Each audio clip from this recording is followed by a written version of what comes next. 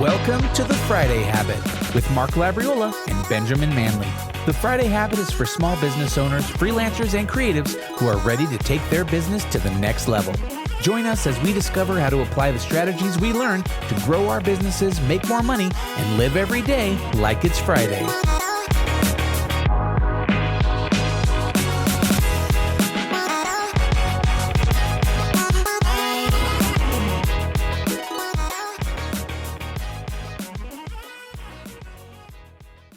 All right, and welcome back to another Friday Habit. We have a wonderful show, and we have Ben with us today. What's up, Ben? What's up, guys? I'm finally here. What's going on? Okay, so I think you were in Spain the last time you were on the show, but then you went to Morocco, and then you're back in Spain, right? Yeah. And tomorrow I'm going back to Morocco again. Apparently those are like a little ping pong, Yeah. Morocco, Spain, Morocco. yeah. Exactly. Sounds awful. Sorry. It's terrible. Yeah, it's a rough life. Well, our guest today is Adam Callinan, and he is the founder of Pentane, a SaaS platform for e-commerce that helps operators and marketing teams optimize revenue in alignment with company goals through a real-time tracking system. Previously, as co-founder and CEO of Bottlekeeper, Adam scaled the business from 0 to 8 figures in revenue, ultimately achieving acquisition after securing a Shark Tank deal. So, Adam, welcome to the Friday Habit. Guys, thanks for having me.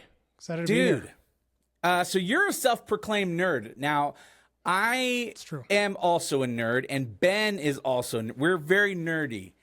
Now, how nerdy are we? I mean, are we the kind of nerd that's like playing Magic at lunch break in high school? Or are we just more of like going to a Trekkie convention and learning Klingon? I would place myself probably outside of those two silos of nerddom. Okay. And more firmly in the heavily scientifically minded, like exploring quantum mechanics for fun. Yes. Nerddom. Okay. Yeah. More of like the compound. Well, pentane, right? Isn't that something to do with oil or some sort of like compound in chemistry, right? Pentane is a 5-carbon molecule with 12 hydrogens on it that is both very simple and highly combustive.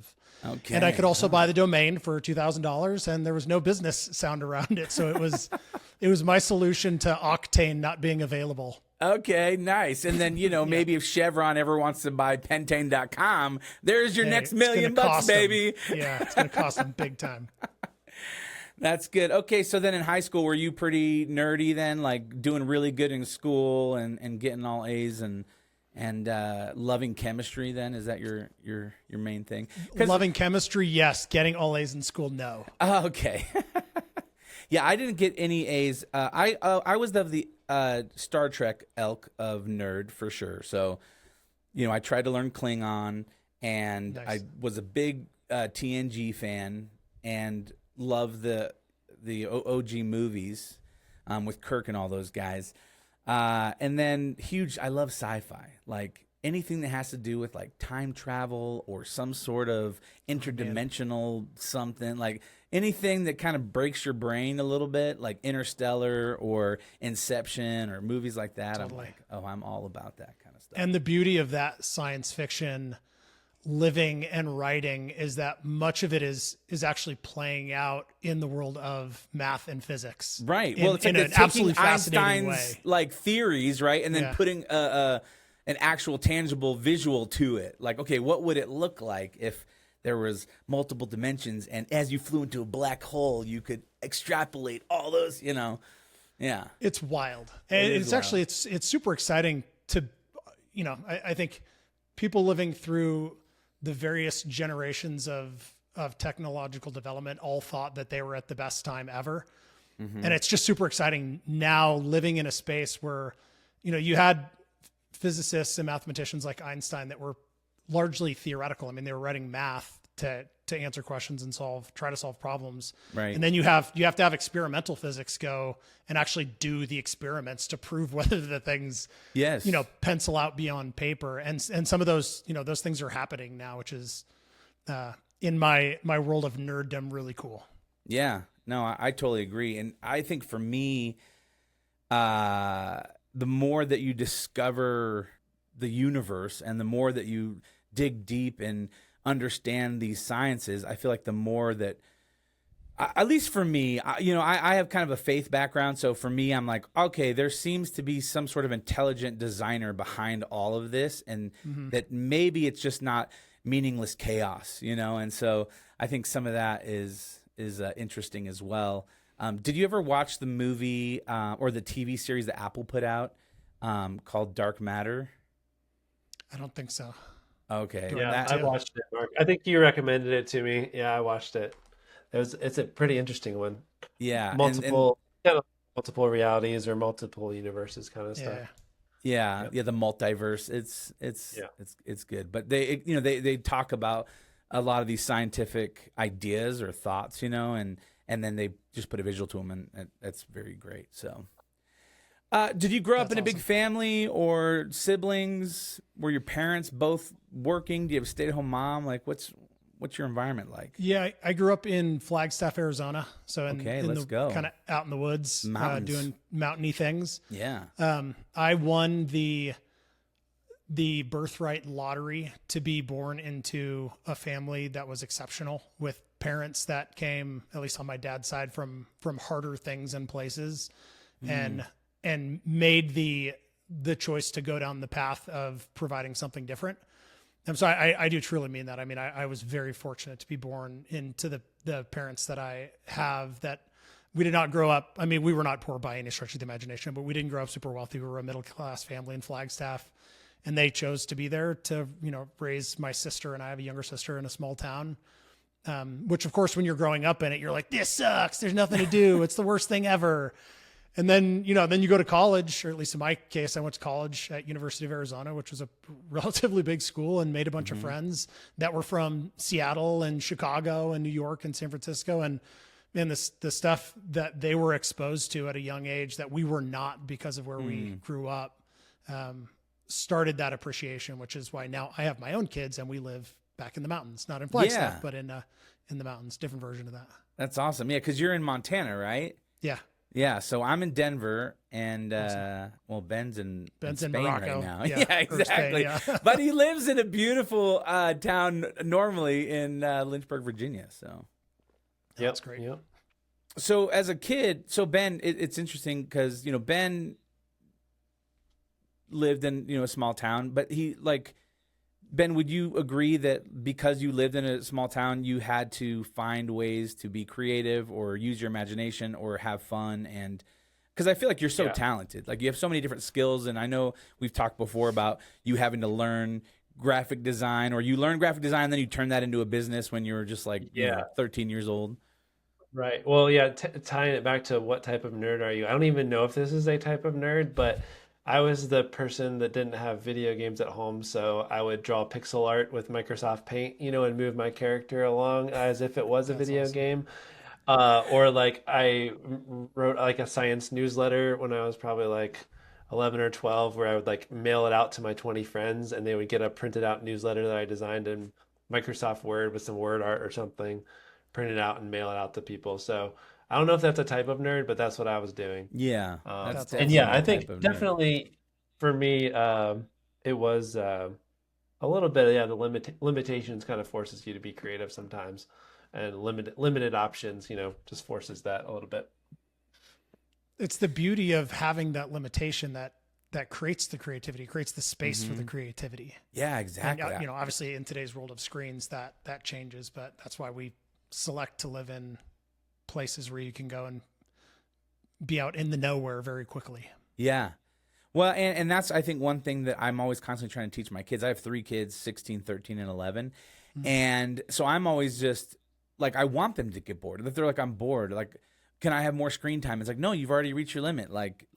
Try to think of something else to do. Go outside, use your imagination, solve some sort of other problem, but don't just medicate yourself with a screen and numb yourself out and not really have experiences, because then you kind of miss out. Because when I was a kid, it was just I'd leave the house, especially in the summer, the first thing in the morning after I ate my Wheaties, and then I would be gone until sunset, and nobody was where are you?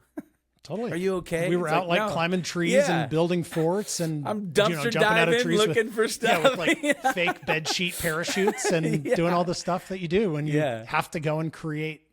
You have to go and create in the environment. Yes, totally. Cool. So the entrepreneurship, so Bottlekeeper, like how did you get into that space or what did you even think about in order to kind of jump into being an entrepreneur? I didn't intentionally get into that space, and we certainly can talk about that because it's kind of a funny story. Going back early on, I had the call to be a doctor when I was really young. Like I started having weird dreams about saving people in operating rooms when I was like 6. Wow. And so much of my nerddom started at a young age because I just sort of knew I wanted to be that. And in order to do that, you have to have a lot of exposure and access to math and science. So I got good at those things, and it's what I was interested in. And as I progressed through high school, got nursing certifications and worked in hospitals and spent time in ORs, watching surgeries and in emergency rooms. And growing up in Flagstaff, Arizona, small town, in the 80s and 90s, this would be like massively problematic today, but like we had a friend that worked in the emergency room. Come on and he's like, take a look. yeah, just come on. You're 15 years old. No problem. Come in. And he gave me a lab coat with the doctor's name on it and said, just pretend to be a doctor. I mean, so we did that. Like I literally spent a bunch of time in emergency rooms and doing, in trauma situations with guys being life flighted and crashing their motorcycles without helmets on, like playing fake Doogie Howser, following this ER doctor around. So I got a lot of exposure to that. And then went to college, like I mentioned, at U of A in Arizona, and got a crazy science degree. And about halfway into college, sort of grew up is maybe not the right word because I was not a grown up in college at any point of that experience. But I just realized that the path that I was going on was going to put me in a position to be starting life at 35 with $500,000 in debt. And that just got less interesting. It was like every doctor, and I'm massively over exaggerating here, but many doctors told me through that process, like, it's not what you think it is. It's not the same. I mean, you're going to get crushed and you don't care when you're young. And so you're like, oh, it doesn't matter. And then you start looking, I'm halfway into my degree was molecular and cellular biology. And so I enjoyed that. It was good. I had a ton of math and science and all the things I liked, but it was hard. It was freaking hard. And that was like the first 2 years of 15 impending years of school and training. And so I just sort of decided that I enjoyed the degree, and it taught me a lot about problem solving, because that's really what math and science is all about, is like you start at A and you need to get to Z, and it's your job to fill the in-between and solve the problem. But I picked up a business minor and decided to go into a startup, just after startup phase orthopedic device company in Phoenix, Arizona. Taking tons of risk. Like I turned down jobs at big medical companies with cars and salaries and crazy benefits to go and work for nothing, on 100% commission at a orthopedic device company that was like 3 people in an apartment. Just because why? Because you were afraid of getting sucked into that world of the grind of being a doctor and having all this debt? Well, that's why I said no to being a doctor. Yes, 100%. That's why I changed and shifted that direction. Why did I go into a startup device company that was loaded with tons of risk versus taking the non-risk path? I mean, the short answer to that is because I was comfortable with it. I was way more comfortable going and taking the risk than I was going and becoming a cog in a massive machine. That's just the way that I'm wired. No, and I think that's such a key point, is that I think with any type of success, you need to take risk. And I think most people are risk adverse. And so I don't think that you reach your main potential if you're not willing to take some of those risks sometimes, because if you play it safe, you're going to get that. And then I was talking with someone just the other day, right? It's like, he played it safe. He committed to a company for 25 years and clocked in and clocked out. And then they let him go, like right at the finish line. And so there really was no security. There was the false idea of security. Yeah. But at the end of the day, he didn't have the keys. And I think that's one of the things I love about being an entrepreneur or working for yourself, is that you really hold the keys to your success or failure, or how much time, energy, and effort you're going to put into what you're doing. and you can only really blame yourself at the end of the day. You can't say, oh, well, they didn't like me, or I was too old, or I want to make more money, but they're not giving it to me. It's like, oh, I can just make those decisions for myself and choose that. So I think that's cool. So you started in this medical device company, high risk, but you're young and you're ready to fail, and it's okay. Totally. And then we went and did that for a decade and spun out a health insurance technology company in 2008 from that. So that was not a decade. That was maybe 5 years into it. I graduated in 2004. So 4 or 5 years into that, we spun off a health tech company based on stuff that had been developed internally. And I was a partner in that business. And that was a really big realization because the device company was big at that point and heavy and in multiple states with delivery vehicles and warehouses and salespeople and technicians and like all this stuff. It was a really, really heavy business to operate, which when I was doing it, I had no idea because I had no frame of reference. And then we spun up this tech piece and it was like a handful of people in cubicles executing documents, and it got bigger, way more profitably, but it got bigger from a revenue standpoint than the 10-year-old device company in the first 18 months of operations. Wow. It was like, holy hell, there's clearly a better way to be doing this. Yes. Yes. And then, so fast forward then a couple of years, in 2013, I sell my position in that company, which is the same time my cousin Matt is drinking a beer out of a red party cup, solo cup, on the beach in Manhattan Beach in front of our house where we were living at the time. And he's a maniac and wants to drink a beer out of a Corona bottle at a certain temperature and has the idea of jamming one inside of a water bottle. And that quite literally is the birth of Bottlekeeper. I was traveling. I was in France with my wife when that all happened. So I was not there for the genesis, but certainly became part of the story. That's cool. So you're seeing this where you're spending all this time and have all this overhead in this other company, and then you have this other opportunity, and then you see it's way more profitable with less people.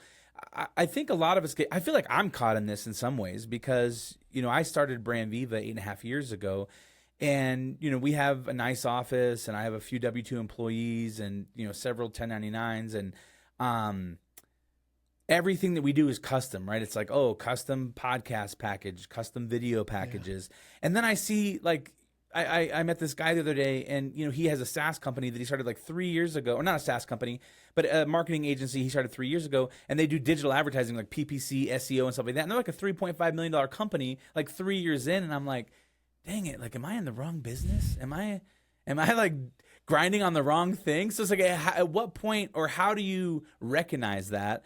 And then how do you pivot from that? Well, I think a big part of it is deciding, sort of what your mission objective is. If you enjoy what you're doing in any capacity, whatever that is, I mean, there is value to enjoying what you're doing. Mm-hmm. You might hate going and doing just PPC SEO, like traditional paid digital media stuff, in which case maybe you make more money, but that's not going to make you more happy if you don't like doing what you're doing. But at the same time, does that mean that there's not an opportunity to optimize or adjust the way that you're approaching business that might make it slightly less custom and slightly more templatized, which would surely be more efficient from a RevOps standpoint. And then, I mean, you've been doing this for quite a while. Like, you just go test it. Yeah. You go mess around with it. You go try it and you go break it and you test it and break it and test it and break it. And then, at some point something starts to work and you go like, ooh, that's interesting. And you go down that rabbit hole. Yeah. Yeah. So, all right, well then let's talk a little bit about, so with Bottlekeeper, did you go all in on Bottlekeeper as far as from what you were doing? Your cousin has this idea and you're like, hey, I want to be a partner in this. I think I could help you get this off the ground. Yeah. How did polar opposite? Okay. Polar opposite. He's like, hey, I got this thing. It's really cool. And I see it and I'm like, yeah, that's awesome. Someone's going to buy that for $4 at Spencer's. Good luck, buddy. Right. Serious. Huh. Yeah. I mean, I was not remotely convinced. I was like, it's a kitschy idea, but like, that's like a bachelor party gift. Right. Yeah. One of my friends has one of these. I can't wait to tell him, like, oh yeah, I talked to the guy from that company on my podcast. That's awesome. He's going to be pretty excited about that. That's so cool. Yeah. I mean, short answer, no, not remotely, but and after the medical experience, I had some time. It wasn't a massive outcome, but we were young and didn't have kids, and my wife did really well, and we had some money in the bank. So I had some time and flexibility to not need to jam another startup into life. And so, of course, I went and tried to raise a venture fund, which is the worst idea ever because Really? I'm terrible at raising money. I hate doing it. And I had no business. I mean, we had an interesting model because I was in LA at the time. It was Hollywood related. I had a relationship with a big talent management company, Brillstein Entertainment. And the thesis was actually pretty good, but we were not in any position to go and execute on that effectively. So I was kind of fumbling around with that. And Matt keeps going like, hey, I got this thing over here. I'm like, okay, yeah, cool. Good luck. And then, a couple of months go by and he's like, hey, I figured out what it's going to cost to make. It's like, oh, okay. Well, it's a little more interesting now. It's like, it's going to be, I'm making this up. I don't know what it was at the time, like $3 or $4 to make one of these things. It's like, okay, but if someone's only going to pay $9 for it, that's not a company. I mean, that's a nice hobby or side project. Maybe you sell them on Etsy or Amazon or whatever, but like, that's not a thing. And then ultimately, and we were super close. Like before this, he was the best man at my wedding. Okay. We were close. So you could be honest with him. Cousin. Yeah, totally. 100%. And we, so I ultimately, he literally sent me years later, like after, we were well into Bottlekeeper, was super successful in our standards, at least. He sent me a framed copy of the email of me telling him no. Like I'll do some advisory stuff if you want for like 5% or 10% of the company, and him pushing back. It's like this whole email chain of us arguing about me not wanting to be involved, which I have on a wall in my room. I love that. So finally it's like, all right, fine. Let's go test it. But Matt and I both got the same degree from the same school. He's a couple years older than me. So we're very, very scientifically minded. So it's like, look, we got to figure out, number one, if people are even interested in this that are not related to us. Because that's it's nice. Your moms and aunts and uncles think it's the coolest thing ever, but that's irrelevant. Nice to hear, irrelevant. So I took a product and I'm working at home today because they're doing fire alarm testing at my office. Oh, nice. So I have some original stuff. This is our original prototype. I don't know if you can see, it's it's like vice grip marks, and we hacksawed it together. And it cut up a bunch of old like neoprene koozie stuff and super glued it inside. Oh, that's cool. So I took this and I took a GoPro and I duct taped a GoPro on it, like looking back at your face like this. Yeah. And took a video on the beach of me sitting in a beach chair, and it picks the beer up and you can see the bottle sticking out, and like take a drink from it and put it back down. And I put that video on a website. We were at that time, we were calling it Bottle Camo, which was a terrible name. I agree. Gizmodo had fun with that. And put it up on the website and just put up an email collection just to see. We spent $500 or so on Google AdWords just to see if people even gave a shit about it. Interesting. Frankly. And enough people submitted their email. It was probably like 20, but it was like, they don't know us. I mean, it's not our family. So, okay, sure. Didn't cost much. And then the next phase was, how do we get people, which was my biggest concern, how do we get people that we don't know, or frankly, even people that we do know, to swipe their credit cards and buy it at a real price point where there's a real margin in it. And for us, that was $20. Okay. That's what we figured. That's fantastic. I think a lot of people overlook that, the testing piece of it. Cause I know so many people that have these great ideas like, oh yeah. And sometimes they go all in too early on these things and it costs them tons of money and tons of time. And then it fails and they've like, oh, I've mortgaged my house and I spent all my life savings on this thing. But it's great I think that's something that people should remember. Like, hey, there's ways for you to test things out and test them out, go to market in a very affordable way. Like you put a little video up there, you put a link just to test the market to say, okay, like, do we have some interest here? And that is brilliant that you guys did that and that you spent the time to test things out before you kind of went all in. Yeah, I think a big part of that was honestly just my natural skepticism about this specific product. I may not have treated it like that. I mean, I would now because I have a lot more experience, but if I thought it was awesome and I was like in love with it, I don't know how I may have looked at that differently. Yeah, the excitement would have clouded your vision and you would have been like, it has a tendency to. Yeah, of course. But look, like so much of business and frankly life, I mean, talking about that balance of doing something that's kind of neutral, you're going to get sort of a neutral outcome because there's not you need an imbalance of risk and reward.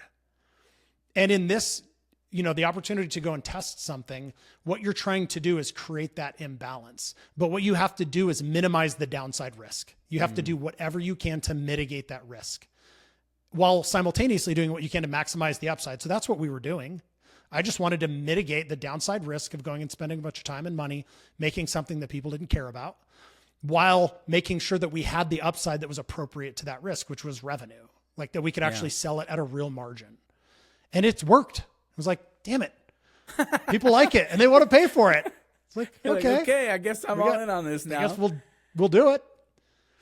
Yeah. And so then how did Shark Tank come in? I mean, at that point, did you guys start, like, you put together an e-commerce store, you put it out there, and were you just doing Google ads, digital ads, things like that to drive traffic to your site, and then you get a call out of the blue, or did you have to like go seek that out and sign up? So if we look at the timeline, we effectively launched in January of 2014 is when we shipped our first product. It fumbled along. My whole deal with this company, given my prior experience with lots of people, is I wanted to build the company in a way that required no employees. Like that was my very strict guardrail and deal with Matt was okay, people want it. Let's go do it. It was cheap to start. Like we each put in 10 grand. We made 18 or something like that on the crowdfunding thing. So it was inexpensive to get going. I just didn't want to manage people. I wanted to do what Ben is doing and travel, half the year. And so putting that guardrail in place meant that I had to learn how to run every single position in the company. Matt was responsible for the back end, like our manufacturing, our inventory, our shipping and fulfillment to the customer, which he did out of Phoenix. I was responsible for everything on the front, the website, the branding, the voice, the pictures, the videos, the paid media, the social, the customer service, like all that stuff. And it didn't really start to work until, so I won't say that I was completely all in until around August, September of 2014, Facebook launched their video ad platform. And that changed everything for us. Really? Because, this just looks like a water bottle. Right. Like you have to see a bottle sitting there and some hands come in and this thing get put over it. And that just blew people's minds. And so we went from $2,000 a month, and I'm going to kind of making these numbers up, but like to 20 to 40 to 80 to 150 to completely selling out a product. Wow. And that just went, and this is like the early days of good paid media. So we could not spend money fast enough. Right. And because we had no employees, we had literally zero operating expenses. So you just buying materials, just buying we were product. just putting it back in over and over and over. So from 2014, we did probably 150 grand, all of which was in the last 2 months of the year. In 2015, we did about 1.8 million. In 2016, we did 8 million, and we still had no employees. So over that time, talking about Shark Tank, they reached out to us because they saw a Facebook ad. Like they have casting directors that just go and look for stuff. That was in probably 2015. And I was living the Ben lifestyle, and my wife and I were out of the country for like 6 months of the year because we could operate the business from anywhere with internet.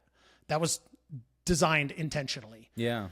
And it worked out where like the week they wanted us to be in LA, which they didn't really tell us a whole lot in advance. I was actually in Iceland, and they got super freaked out about me coming back there just for that week. So they pushed us to the next season. Well, we got a lot bigger by the next season. Right. Then the next season, they pushed us to the next season because there were too many beer companies on that year or something like that.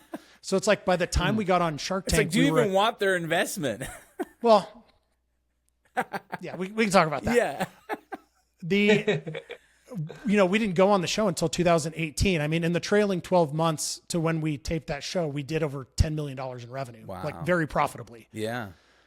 But let's be clear. You as a consumer brand have the opportunity to go on Shark Tank. You say yes. Right. Yeah. Whether you need it, you want it, like you just say yes.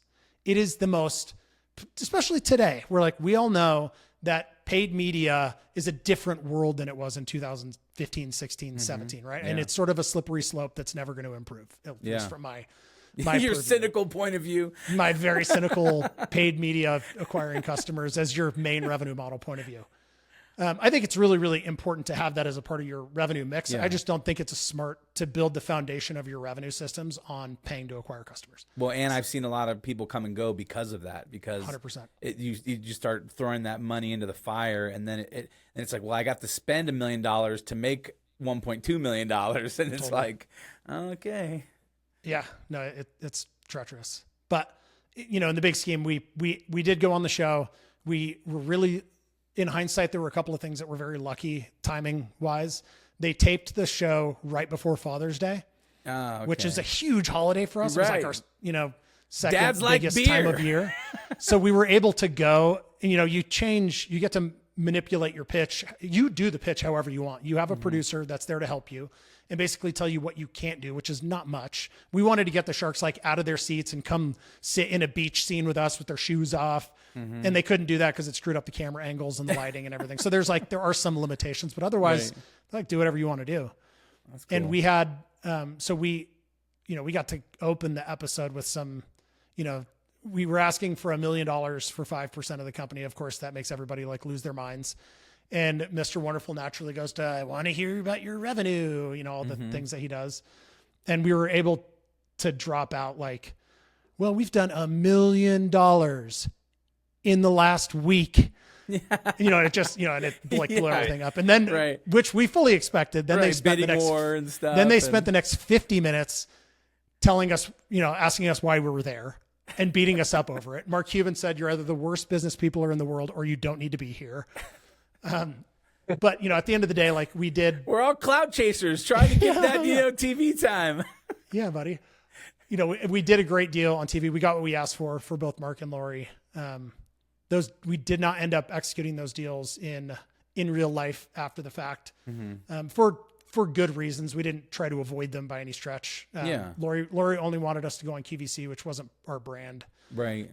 Mark, we changed the deal to where he was going to just sort of be a consultant. We didn't want to take money from him if we could help it. Yeah. And we were going to vest him a couple of points over a couple of years. And we were good for that. He was good for it.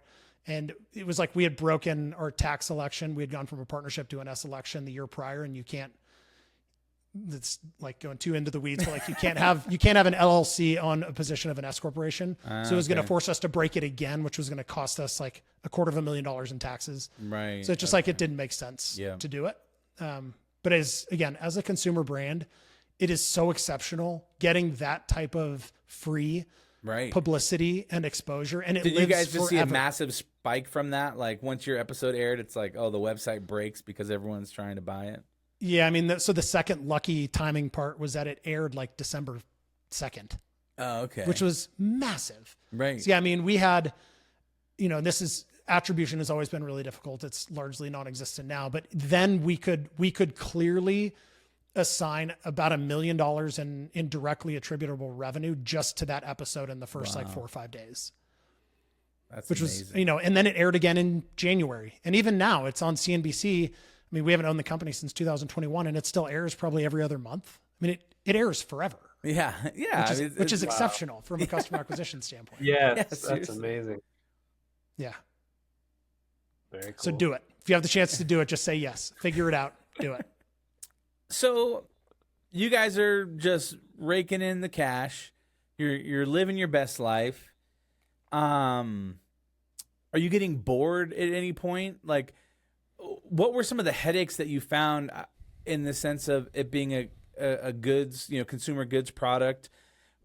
Obviously, there's all sorts of logistics that comes with distribution and shipping and customer satisfaction. So were you able to keep it as a two-person company the entire time? Or did you guys implement contractors or everything was drop ship? Like, how did you guys manage that?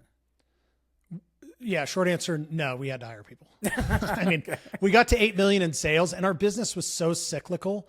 We would like lose money in Q1. We'd crush Q2 because of Father's Day and summer. We'd lose money in Q3 and we would do half our revenue for the entire year between November 20th and December 20th. So like that month we would do half our revenue. So in the year that we did $8 million, we did $4 million in that 1 month period. So all of the automations and all the stuff and systems that I had built to make this thing run at scale with that much pressure on it, things started to wobble a little bit. Yeah. And So, so we did start to hire. how do you feel emotionally?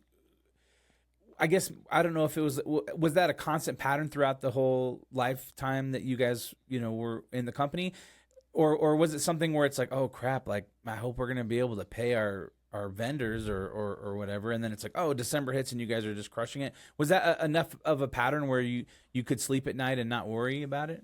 No, it was awful. It was terrible. I will never do a business like that again. Okay. It was so brutal, the cyclical nature of that, because we basically had to hit a grand slam every holiday season. Because you're And buying, if we you have missed, to like pre-buy all this stuff, right? course, So you're spending of course. tens of millions of dollars to buy this, hoping that when Christmas time we're going to sell out of all this stuff. Yeah, I mean, it wasn't tens of millions, but it was certainly millions. Yeah. I mean, we'd spend $1 million in inventory that arrives in October that you sit on for 6 weeks, and you have to knock it out of the park. And Right. it was a really, really difficult. I don't. It's really important, particularly for other operators and other early stage operators, and in particular those that this is the first time doing it, to understand that what you're getting here is the highlights, like the sexy stuff. Yeah. It was so freaking hard. It was so difficult. It was awesome, and I love it in hindsight. Yeah. But it was so difficult going through that like exceptional high and the mayhem and the insanity and the chaos of December. And then come like December 25th, it just turns off and everything goes quiet. I was losing my mind.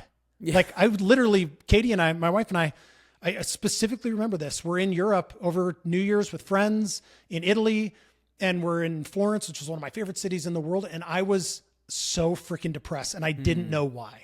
I would literally I was a freaking so I learned how to deal with that better as we got further into the company. I made better life choices and did some things to be able to balance that mentally and physically, but it was an extremely difficult business to operate because of its cyclical nature. So no, we absolutely had periods over the life of the business where we were like, how are we going to pay for this? Mm-hmm.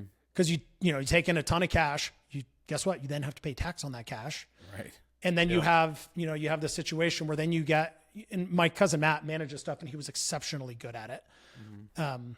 But yeah, there were especially as we got later in the business where it got so much more difficult to acquire an inexpensive customer, to your point, Mark, like we weren't spending $1 million to make 1.2, but we went from spending 100,000 to make 2 million to spending $1 million to maybe make 2 million. Mm-hmm. Yeah. In the good months. Right. And in the bad months, we would there were times that we would turn it off. Right. It's like, it was better to just to keep the inventory and not sell the product than to sell it upside down. Right. Yeah. So what were some of those triggers, or how did you learn how to cope with some of those stresses? Or like you said, you were in Florence, you're like depressed when you should be like so happy and content. One is, were you just depressed and you didn't know why? And then you kind of had to step back and look into your situation and be like, okay, I think it's because of this business. I remember I homeschooled 5th, 6th, 7th, and 8th grade. And for when my young adults, like in my 20s, I would always get depressed like in the fall. And I was like, why don't know why I'm depressed. But it was like almost this, when I was a kid, I would dread going back to school. Like I would dread like homeschool starting. And it was this thing that was baked into me. It was like, oh, fall's coming.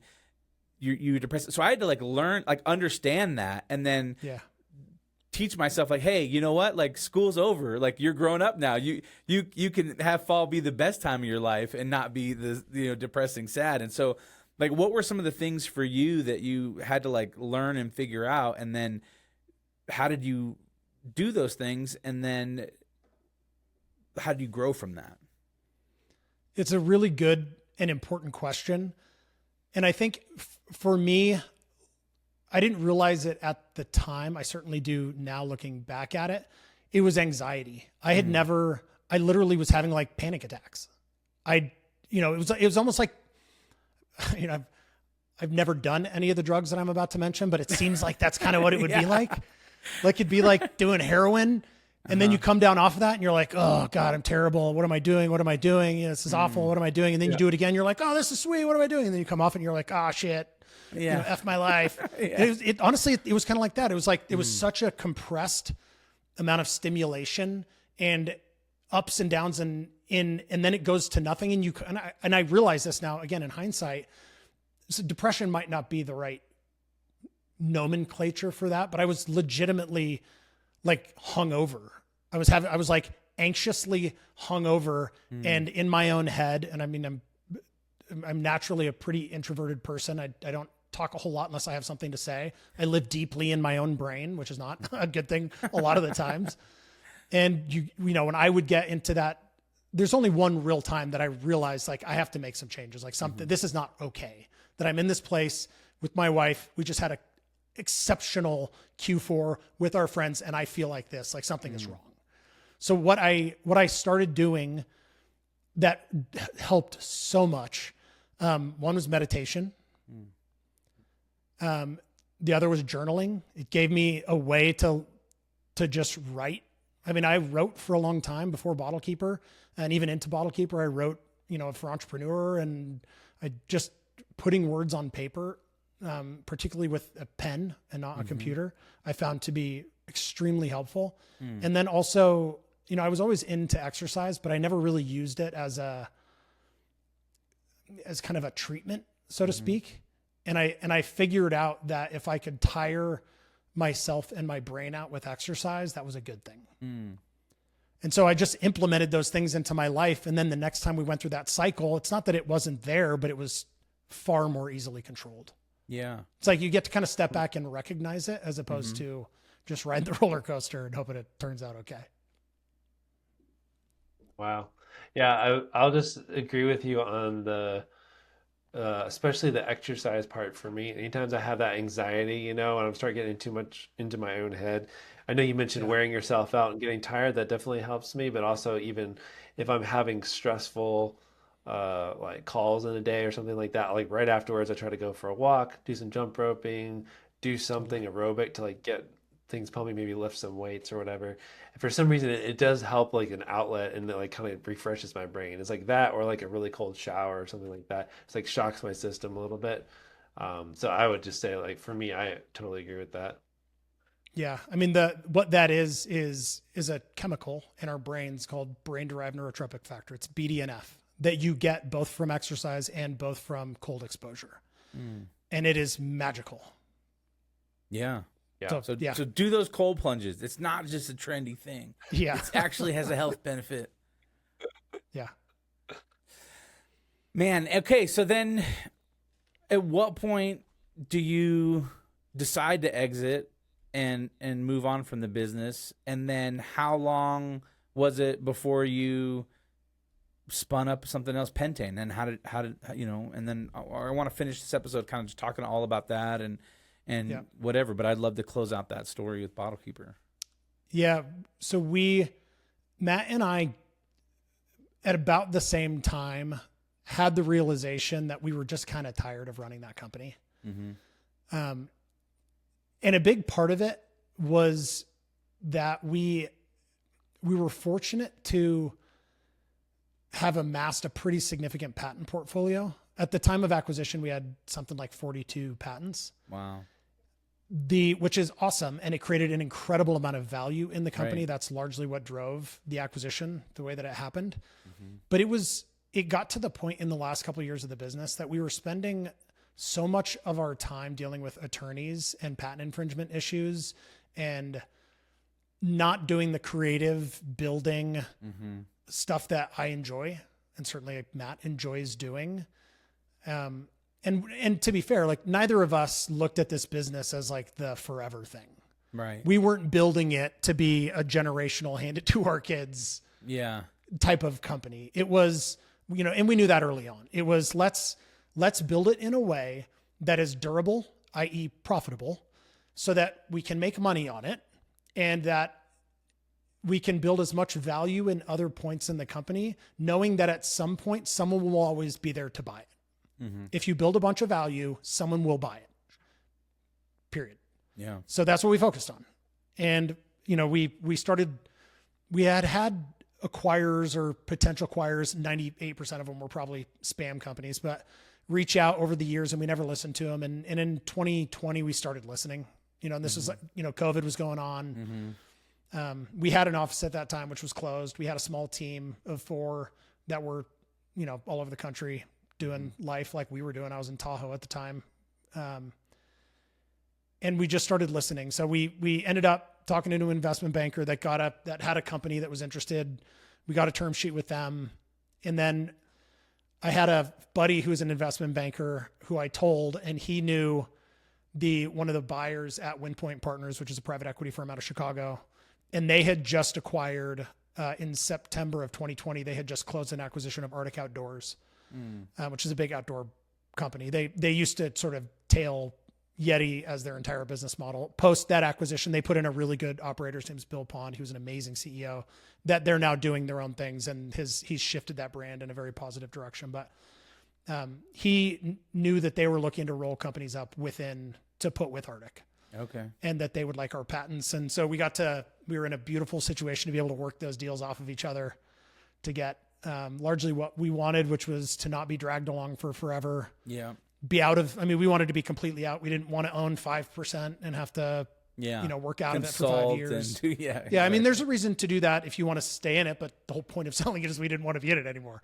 Mm-hmm. So we got to do that. And the experience with Windpoint was honestly, once the deal closed,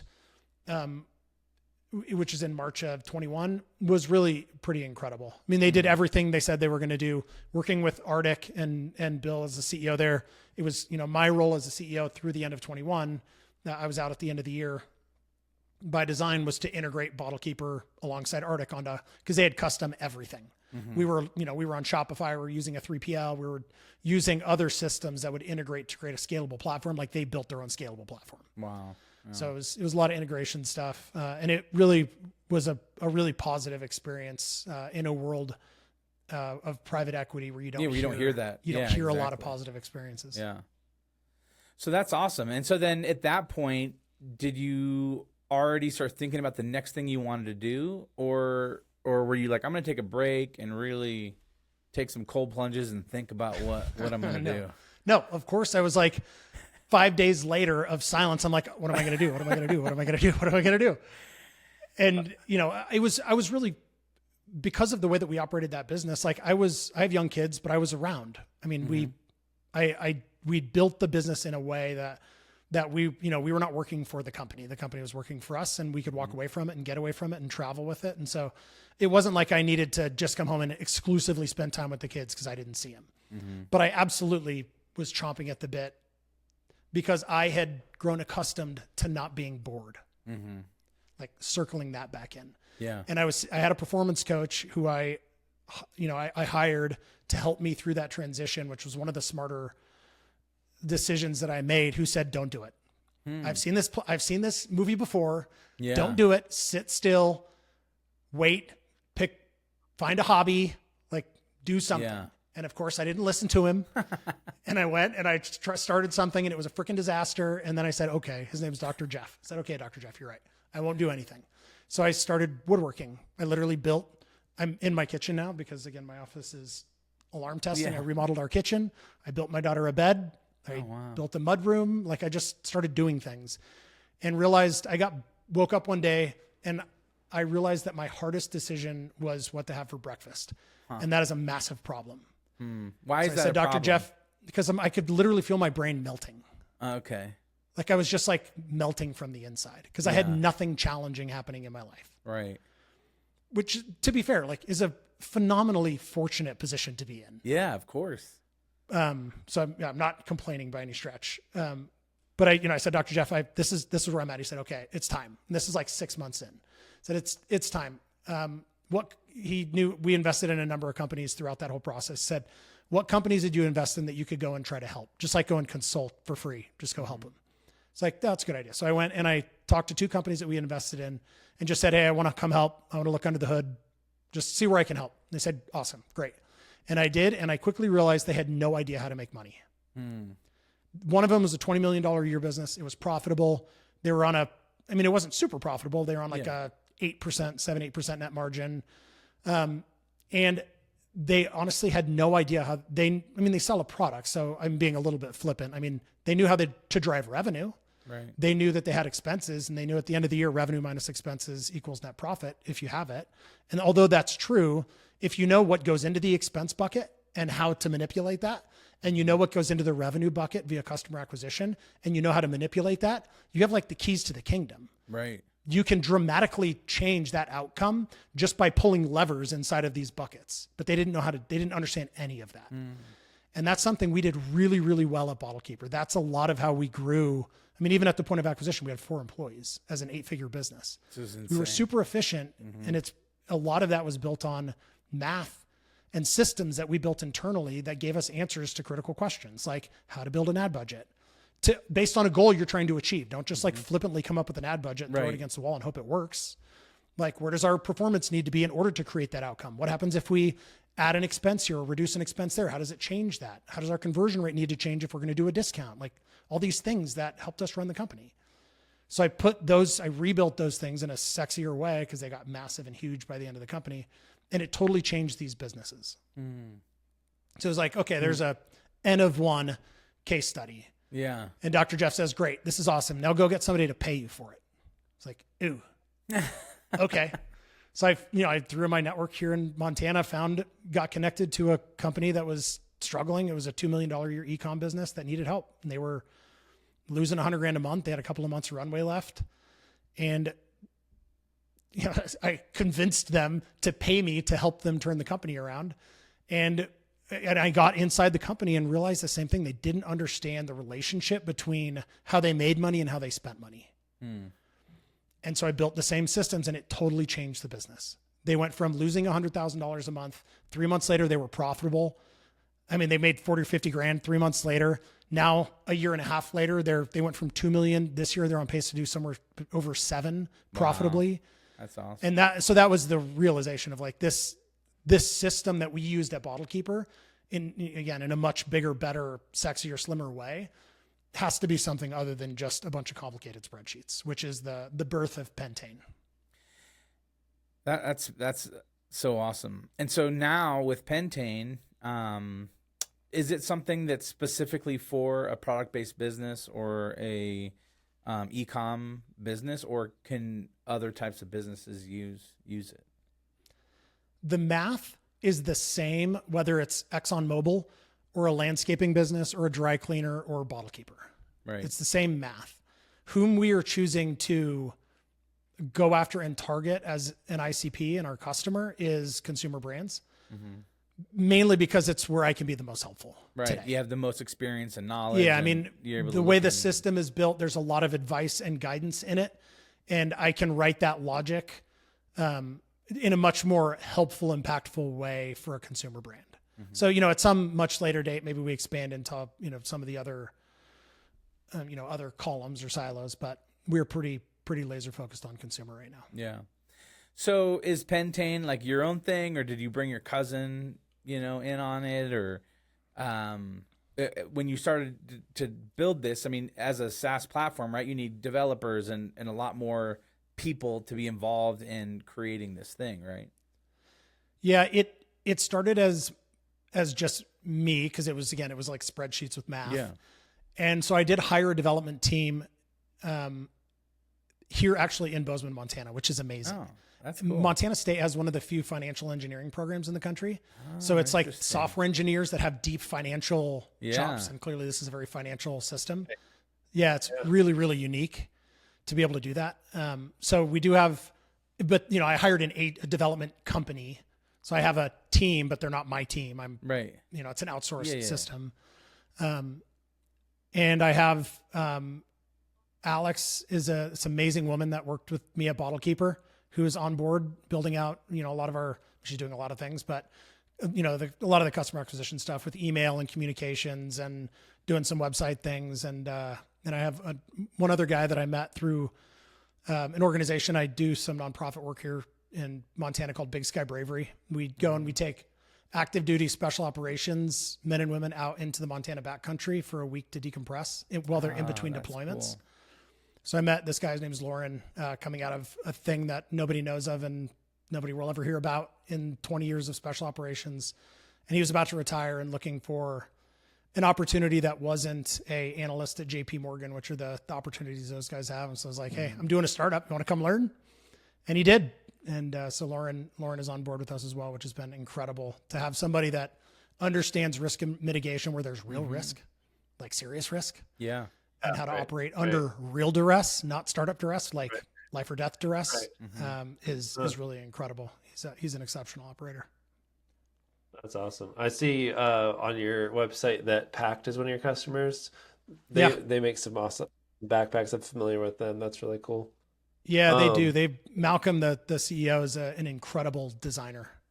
He's awesome. a really smart guy. Seems really cool. So yeah, I mean, the way I think about this is super cool. It's like almost like a, I don't know if you describe it this way, but it's almost, you can see like a simulation of your business finances and tweak all the levers and see what would happen. Is that kind of the concept? I think that is a great way to put it. I mean, the way that we are sort of positioning it is if you're the commander of a spaceship and that spaceship is going to Mars, you go and you sit in your captain's chair and you look up and you see a command center that's a dashboard of all the things that you need to run the ship. Your airspeed, direction, your oxygen tank, reserves, your fuel, all those things. And then you need to be able to click into those to see more detail, more granular detail on that stuff. And then if you're going to add, they come and add payload, they add weight into your system, you need a guidance system that's going to tell you need more fuel, or you need more fuel efficiency. You need one or the other, or maybe it's a combination of both. So Pentane is that thing for your business. It's like you as the operator of the business, you sit in your captain's chair. You need to be able to see what's happening in the business from a high level. You need to be able to click into it and set alerts and do things that say, hey, this is going off the rails, look over here. And then you need a guidance system where you can go in and, based on the expenses in your business today, go in and say, where does my ad budget need to be at a 3.2 return on ad spend? And what if I increase the ad budget? What if I am going to hire a new person? How does that change? What if we're going to run a 10% off discount? How does that change? All of that stuff. So cool. Yeah, I love it. I love that it's like the 10 times better version of whatever I try to build in spreadsheets or Solver or whatever. And then, but it's like better. Plus it sounds like you have like recommendations built in and alerts and all that stuff. So that sounds like really awesome. Yeah. I mean, it is literally the thing that I wanted at Bottlekeeper. We ran it on spreadsheets. It's super manual, prone to error. It's what I would have wanted as the operator of that company. Yeah. Very cool. How do you how do you start a new business that you're passionate about and you want to succeed, having money and setting boundaries around the kind of money that you'll like invest back into it for it to be successful, and making sure that you just don't go hog wild on trying to invest in this new business to make it a big success? Yeah, I think you see that version of it, that bad spend, sort of without recompense version more often than not, which is obviously treacherous and dangerous and something I'm aware of going into this, coming, out of a bit of a different situation than we were in the last startup. But, again, if anything from the story, my brain is wired for efficiency. Mm-hmm. Like I live for efficiency. I want to see, can I get this company to 100 million in sales with 3 people? Well, how am I going to do that? I'm not going to do that by, spending out of control. It's something that has to be profitable. It needs to be durable. SaaS margins are slightly different than consumer project margins, like dramatically different than consumer product margins. Right. And it's, you just have to, I think if I look back over the course of the last year of being in development on this product and self-funding it, there are certainly things that I should not have spent on that I did, but I didn't know that. Like those are learnings. I've never done a software company before. So if I went and did it again, it would be more efficient. Just like if I went and did Bottlekeeper again, there are things that I would do differently. But we had an amazing outcome from that Bottlekeeper transaction, but it wasn't $100 million transaction. Like we did great. Right. I don't need to do anything, which is an incredible position to be in. But we don't have unlimited.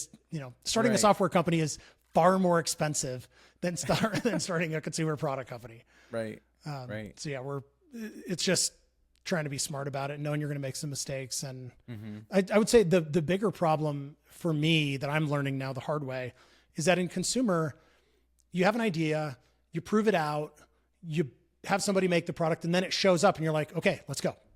Like we're off, go. Software is not like that. Software is you have a product and you show it and somebody gets on it and they're like, oh, it's great, but I don't understand these things. Like, okay, we'll go fix it. And then it's like, you have this goalpost of when you're ready, when it's like go live. And as you develop, the goalpost keeps moving because you're almost like never ready. So you have to clearly define we're going live on this freaking date, whether it's ready or not, we're going to do it. Because the goalpost just like perpetually moves. And although the distance is moving, the distance it is moving is shorter. It's getting more tight. You just, there has to be a point at which you're just like, F it. Like, it's just going to go live. Yeah. We're going. Yeah. We'll do it live. Yeah. Yeah. So with that too, you're starting, your second business, we'll just say second, even though you've kind of had other things. Yeah. But going into it, do you think about the end game or the goal in the sense of, all right, yeah, we want to build this SaaS company up and then sell it to Microsoft for $100 million and kind of working backwards, like, okay, what do we have to do? Or do you hold it with a more open hand and say you set your goals and then just try to reach those and whatever comes will come? I look at it the same way that I look at Bottlekeeper with an asterisk. The point and the purpose for me is to build a durable business, meaning it's profitable. It can survive ups and downs. So it's anti-fragile. That provides an incredible amount of value to its user. If the point comes that somebody comes knocking and wants to pay a dumb amount of money for it, we would absolutely be open to having that discussion. If the point comes that we get tired of doing it and want to do something else, there will be enough value there that someone will always buy the company. And that's just how I look at it. I mean, I'm way more excited about this because it fulfills a piece of what I see as the next chapter of my life, which is how do I give. I mean, Bottlekeeper never had that. I wanted to be a doctor my whole life, and then I ended up in a beer company. Like, it was awesome.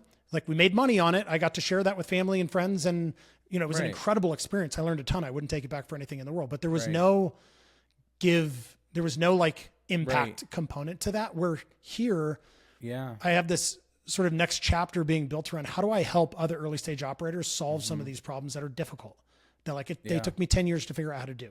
Right. So how do I build systems where I mean, I can go and do it with one-off companies, but I can only do that 3 times a year or something. Right. So how do I do it in a way where we can positively impact and help hundreds or thousands or tens of thousands of companies?